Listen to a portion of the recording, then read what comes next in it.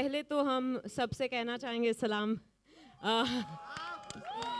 महीना आपको भी गिनना आता है तो 14 अप्रैल को थिएटर पहुंच जाइएगा जरूर। याद रखिएगा 14 मार्च से 14 अप्रैल। सॉरी मैं भटक गई। बेगम जान मुझ में घुस गई थी। मैं आपसे पूछ रही थी कि सरप्राइज बना के रखा था आपने, you just waiting for this day. या एवरीवनस बीन आस्किंग मी कि ट्रेलर कब लॉन्च हो रहा है, ट्रेलर कब लॉन्च हो रहा है। मैंने कहा थोड़ा बेसब्री बढ़ाऊं और फिर दिखाऊं। हाँ, क्योंकि इसमें इतना धमाका है। हाँ, कि 1 महीने से ज़्यादा लोग वेट नहीं कर पाते थे, तो इसीलिए हमने सोचा कि मार्च 14 को आराम से रिलीज़ करते हैं, सबको दिखाते हैं, फिर 30 दिन आप लोग वेट करते रहना, अप्रैल 14 को रिलीज। हाय क्या बात है। अच्छा, I am sure all the girls will agree, आपने इस फिल्म में जरूर बताया है कि आप रानी हैं, इस महल की रानी हैं आप, लेकिन with your whole cricket team with you, कैसा हुआ था कि असली में भी आप सबकी हेड ऑफ द फैमिली बन गई थी, रानी बन गई थी?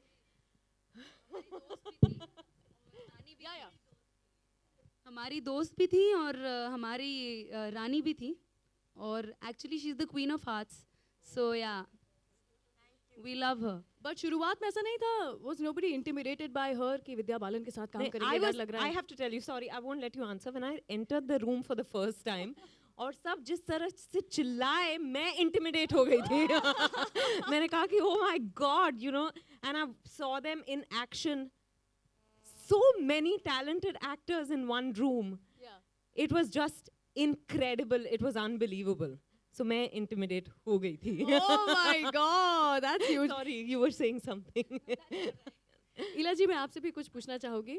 Yeah, बताइए। So बहुत पुरानी बात है, ऐसे करना चाहूँगी मैं कि शुरुआत की थी आपने मंडी के साथ में, मंडी फिल्म के साथ में, और वहाँ से लेकर के यहाँ तक, not the same subject but then still almost around the same this thing, आप कैरेक्टर, ऐसा नहीं लगता आपको सर्कल ऑफ लाइफ पूरा हुआ है?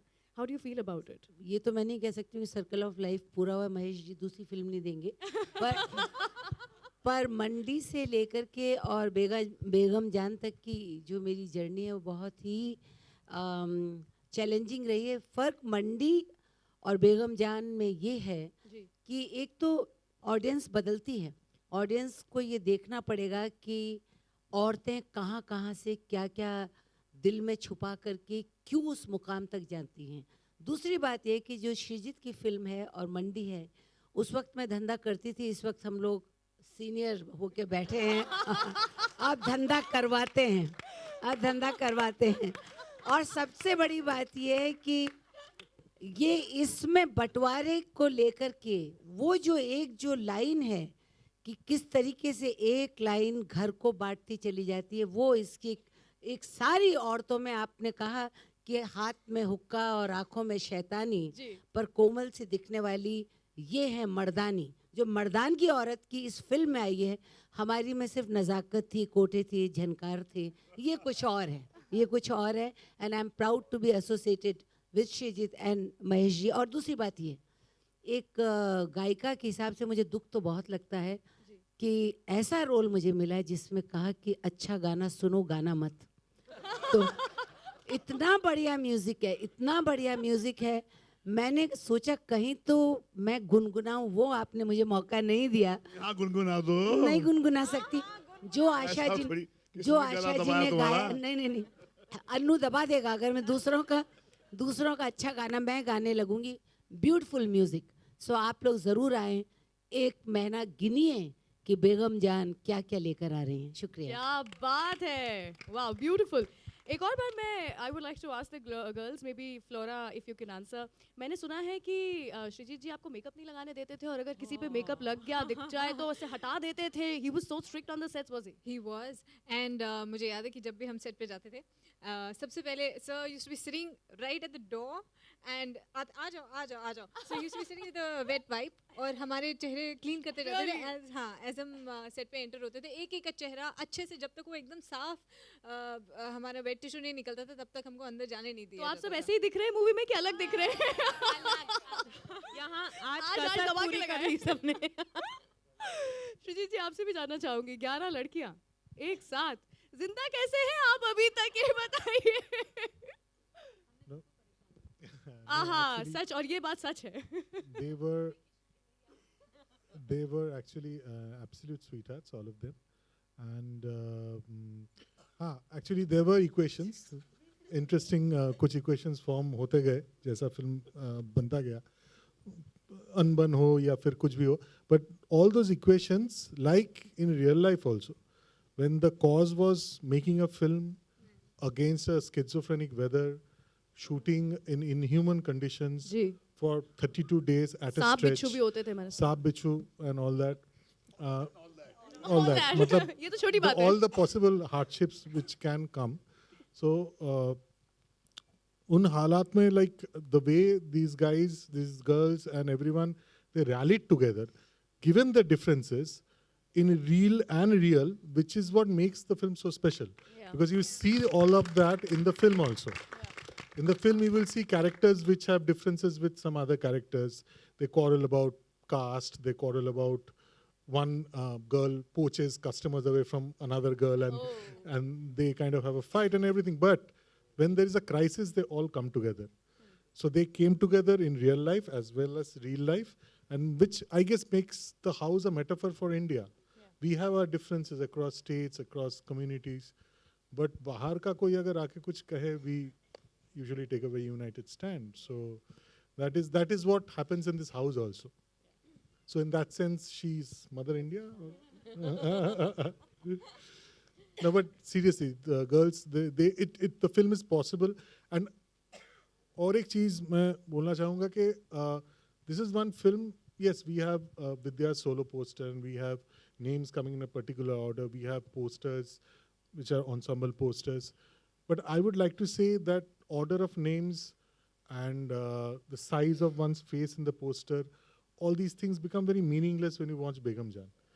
That ensemble spirit is so much there in every frame, and to their credit, no one even bothered to ask, अच्छा poster में am I visible on the poster? मेरा चेहरा आया क्या? ये हुआ? Trailer में is my shot there? No one asked, because everyone knew it was an ensemble family fighting all odds, and that fight will come through in the trailer, in the poster, and everything, which is something which I'm very proud of, and I think that is the mark of a true ensemble. क्या बात है wonderful wonderful there are so many things special about this movie जैसा आपने कहा first of them being the cast लेकिन मैं ये भी बात करना चाहूँगी कि एक ऐसे कैरेक्टर जिनको आज तक हम सिर्फ फनी वे में देखते इमेजिन करते आ रहे थे what happened to you are you joking Mr. Akri Pasta what happened to you mummy Bhatt साहब ने सही कहा था I mean बहुत लोगों ने बहुत कुर्बानी दी इस पिक्चर में मैंने अपने बालों की कुर्बानी दी नहीं जब श्रीजीत दा ने मुझे इस फिल्म के ऑडिशन के लिए बुलाया तो मैं थोड़ा शॉक हो गया कि आखिरी पास्ता को कैसे बुलाया और हाउसफुल 3 रिलीज हुई थी फ्राइडे पे संडे पे मैंने ऑडिशन किया तो जो मेरे ऑडिशन ले रहे थे वो हंस रहे थे जब एक विलेन का ऑडिशन चल रहा है इधर लेकिन आई थिंक श्रीजीत दा ने जो करवाया मुझसे पिक्चर में आई थिंक मैं खुद को पहचान नहीं पाता हूँ पिक्चर में जब भी मैं देखता हूँ जब मैं डब करता हूँ और आप भी थोड़ा शॉक हो जाएंगे जब आपने ट्रेलर में पहचाना किसी ने मुझे नहीं ना पहचाना क्या दूसरी बार इसीलिए दिखाया था हमने हाँ खाली मेरे लिए बट थैंक यू भट्ट साहब Mukesh ji Vishesh and Srijit da for trusting me with this role thank you very much Most welcome. Thank you so much आखिरी सवाल मैं पूछना चाहूंगी रजित जी आपसे लास्ट एकदम तोड़ फोड़ हिला देने वाला जो डायलॉग है वो आप ही के सामने देती हैं बेगम जान हमारी कैसा लगा आपको मतलब वो डायलॉग खाना ऐसा उस समय नहीं लगा था हाय मतलब सच में ये तो लाल लाल करके चली मजा गई आया ना इतनी सारी खूबसूरत कलियों के बीच कांटे होने चाहिए ना तो चंकी माई सेल्फ आशीष नुकीले कांटे हैं इस फिल्म के तो बेगम जान के कोठे पे जरूर आइएगा खाली हाथ नहीं छोड़ेंगे वाह और घसीटेंगे ये इनकी खासियत है अलग अलग किस्म के कैरेक्टर्स जो कि दिखाए गए हैं इस फिल्म में उन्हीं में से एक कैरेक्टर गौहर आप भी जो प्ले कर रही है I think we have seen you playing powerful roles really and this is just going to add to your kitty how do you feel about it now and you don't look like a person who will look like that on screen but then you surprise us each and every time so please tell me Thank something. you so much, yeah. But yes, I've played roles, but this is a dream. This is a dream which was possible because there are geniuses in the world called Srijit Mukherjee sir, जिन्हें मैं सृजित sir बुलाती हूँ, जिन्होंने विश्वास रखा कि मैं जब वो लिख रहे थे Rubina, he had me in mind. That's amazing. But it came true because thank God that conversation happened between Srijit sir and Vidya that अच्छा गौहर को, and then I got a message from Vidya and I was just like, मैंने सबसे बड़ा अगर जिंदगी में कभी of course लिखा होगा एक मैसेज पे शायद वो ही होगा. It was of course. I was like I'm going to do any auditions, any number of things for this role, and I have nothing to do in it. I'm just grateful that it came to me, and I hope and pray, inshallah, that I've done justice to playing Rubina and to being Begum ki Jaan. Hey.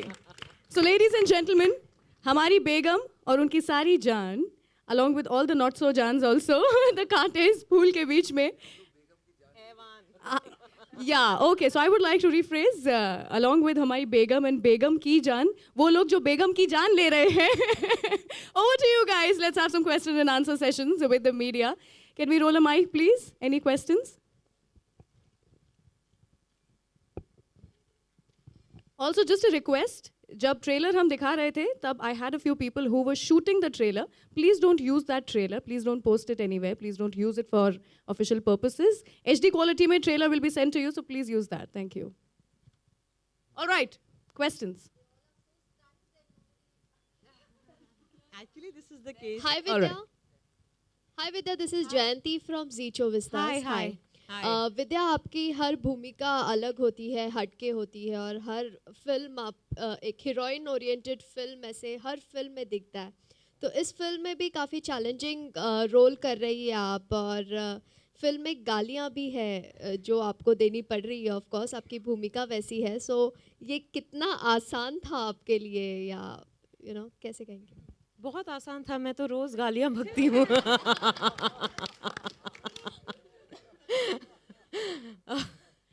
नहीं, मैं गालियां नहीं बकती, पर दिमाग के अंदर बकती है शायद यहाँ पर पहले मर्तबा बाहर बकी.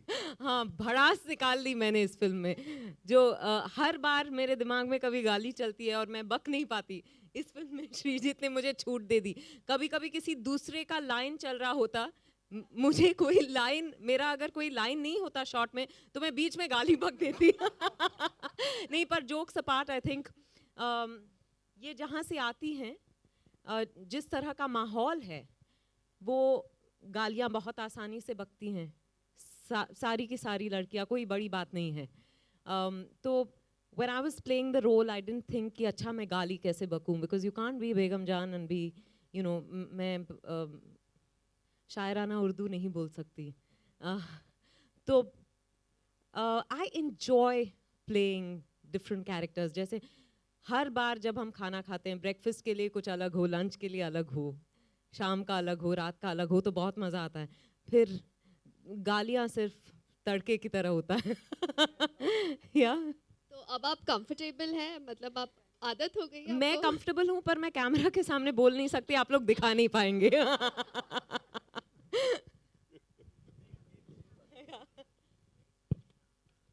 सेटिंग वैसी है, तो कहीं ये जहन में चल रहा था कि स्क्रिप्ट लेवल पे कि जब ये फिल्म बनेगी और सेंसर के पास जाएगी तो हमें ये दिक्कतें आएंगी और ये हटा दो और ये रख दो, इस तरह का कुछ चल रहा था, या आप लोगों ने सोचा हम बना लेंगे, जो होगा देखा जाएगा? और क्या सेंसर में पास करते हुए कोई दिक्कत आई, इस बारे में कुछ रोशनी डालेंगे आप? देखिए, जब मैंने राज कहीं नहीं देखी थी तो मैं फिल्म ने मुझे झंझोड़ दिया था. और मुझे जब मैंने एक लेख लिखा था कैलकाटा टाइम्स में, कहा कि the moral compass of this nation is intact as long as there are film makers like Srijit. ये एक वैश्या घर की कहानी, मगर इसकी जो मॉरल और स्पिरिचुअल इंटीग्रिटी है, ये आपको चौंका देगी कि ये हमारे पास आज भी वो कलाकार हैं, वो टैलेंट है जो आपको उस शिखर तक पहुंचाएंगे जहां तक आप पहुंचते नहीं हैं. जो मैंने बार बार कहा है कि बेगम जान के नज़र से जब आप ज़िंदगी का अनुभव करेंगे तो आपको आपके जहन के उस ऊंचाइयों तक ले जाएगी जहां तक आप जाएंगे नहीं. मर्द नहीं जाएंगे, औरतें तो जाएंगी नहीं, बेचारी सहमी भी होती हैं, मगर वो आपको सब भावना नज़र आएगी. तो हमने जब ये फिल्म बनाने की सोची तो ये हम मुकेश और हमारा एक फितरतन झगड़ा रहा है अथॉरिटी से, एस्टेब्लिशमेंट से, क्योंकि जब भी आप जेल की सलाखों को चौड़ा करने की कोशिश करते हैं तो आपको आफत झेलनी पड़ती है. तो हम तैयार थे. मगर हमारे साथ में एक अजूबा, एक अजीब इंसिडेंट हुई, क्योंकि जब ये ऑन द हील्स ऑफ उड़ता पंजाब हमारी सेंसर थी, तो मुकेश ने कहा भैया देखो पहले हम सेंसर कर लेते हैं, बाद में हम रिलीज फिक्स करते हैं, क्योंकि नहीं तो फिर वो सर पे वो बंदूक होती है, मार्केटिंग शुरू हो जाती है, फिर हमको कॉम्प्रोमाइज़ करना पड़ता है। और ये हमने ठान लिया था कि हम इसके साथ में छेड़खानी अलाउ नहीं करेंगे। और हम वहाँ पर नेहरू प्लानिटोरियम, विशेष, मैं, श्रीजीत और गए वहाँ पर। तो जब शो चल रहा था और लास्ट क्लाइमैक्स की रील अनफोल्ड हो रही थी और गाना बज रहा था, तो मैंने श्रीजीत को देख के कहा, मैंने कहा कि अंदर लोग रो रहे हैं आपके सेंसर वाले। तो श्रीजीत ने देखा कि जी ने क्या जी कि क्या मैं प्रोजेक्ट कर रहा हूँ, क्योंकि कहीं पर आपको अंदाज़ा हो जाता है कि हॉल में जो आपकी फिल्म देखी जा रही है, आपके बच्चों को लोग जो देख रहे हैं करीब से, उनके जहन में उसके बारे में ख्याल क्या है। और जब हम अंदर गए तो हमारे को एक ऐसा सेंसर बोर्ड मिला जो जिस्मानी लेवल पे बिल्कुल सबमिसिव था। दे वर ओवरवेल्म्ड बाय द फिल्म। वो उनका जो एक अंदाज पेश आने का था, वो मेरी पर्सनैलिटी या मेरे एक हिस्टोरिकल लॉकिंग हॉर्न्स के नैरेटिव की वजह से नहीं, क्योंकि फिल्म ने उन्हें इतना झंझोड़ा था, फिल्म ने उन्हें छुआ था। और वो उनके पास, भैया इंसान के बच्चे हैं ना, सेंसर का रोल, बोर्ड का रोल प्ले करना, मगर है तो इंसान ना, कुरेदो तो खून ही निकलेगा अंदर से उनके। तो वो इतने इम्प्रेस थे, मगर उन्होंने कहा कि एक आध हमारी मजबूरी है, क्योंकि कोड हमें ये गालियां अलाउ नहीं करता, तो उसको आप कृपा करके उसको आप ऑल्टरनेट ढूंढ लीजिए। तो श्रीजीत साहब ने पहले ही एंटिसिपेट किया था, तो उन्होंने वो ऑलरेडी ऑप्शन ले लिया था। तो ये this was one of the most unusual encounters with the sensor. I don't have an unhappy story this time to tell about the censors.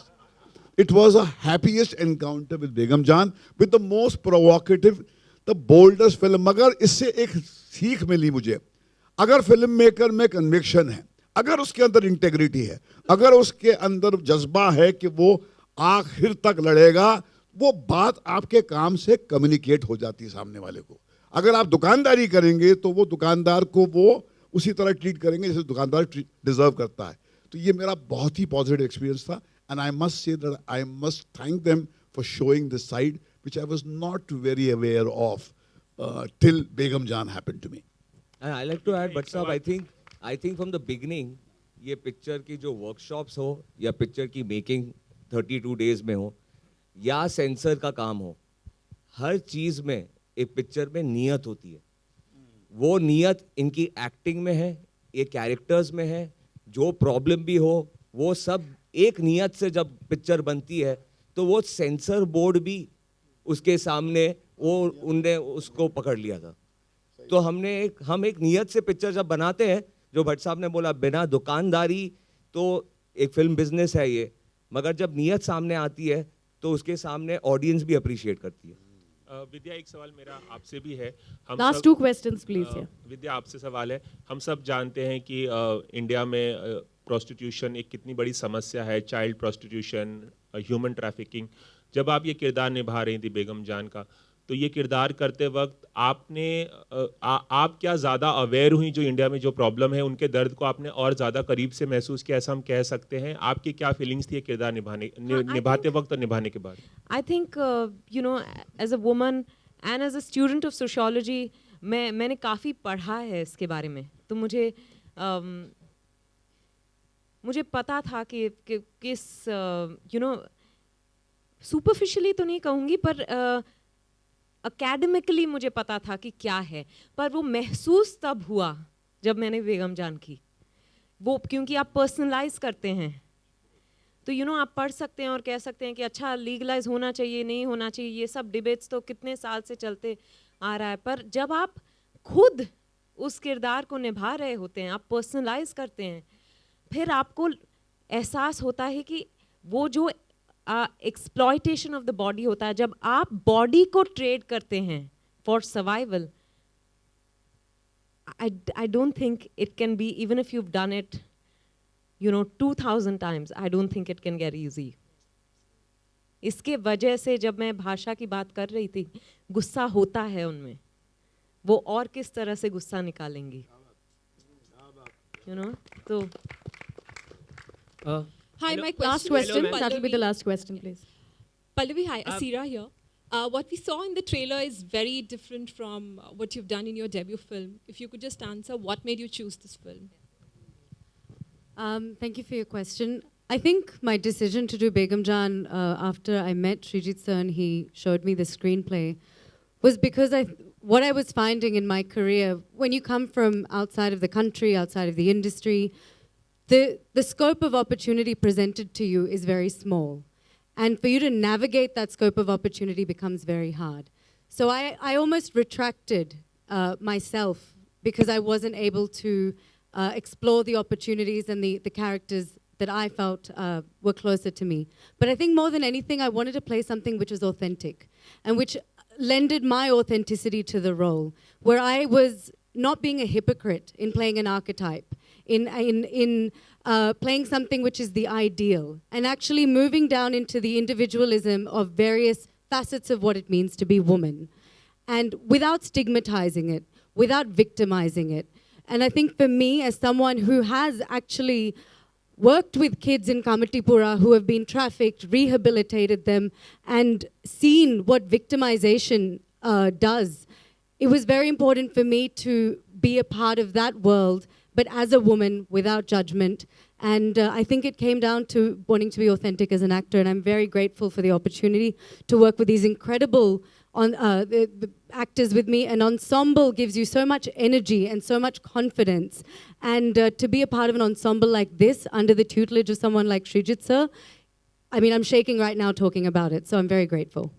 विद्या जी मेरा सवाल Okay, आपसे last एक one. आखिरी सेंसर बोर्ड की बात चल रही थी यहाँ पर, तो सेंसर बोर्ड एक नया रूल्स एंड रेगुलेशन लेकर आ रहा है जहाँ पर आप रिलीजिंग डेट अनाउंस नहीं कर सकते जब तक आपको सर्टिफिकेशन नहीं मिलता है।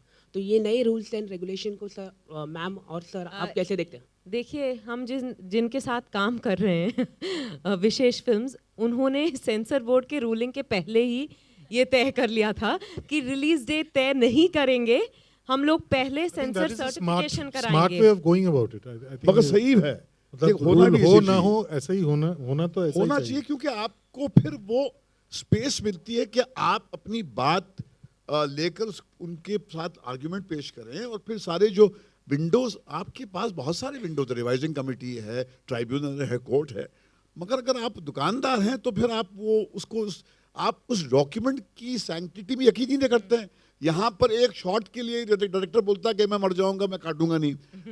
मुझे ऐसे फिल्म मेकर जो है दिखाइए ना, ऐसे है कहाँ।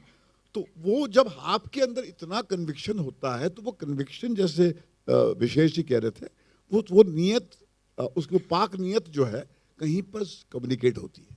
और इसलिए ये सिस्टम अच्छा है कि आप पहले उसको सेंसर करा लीजिए, फिर सेंसर डेट के बाद में रिलीज फिक्स कीजिए।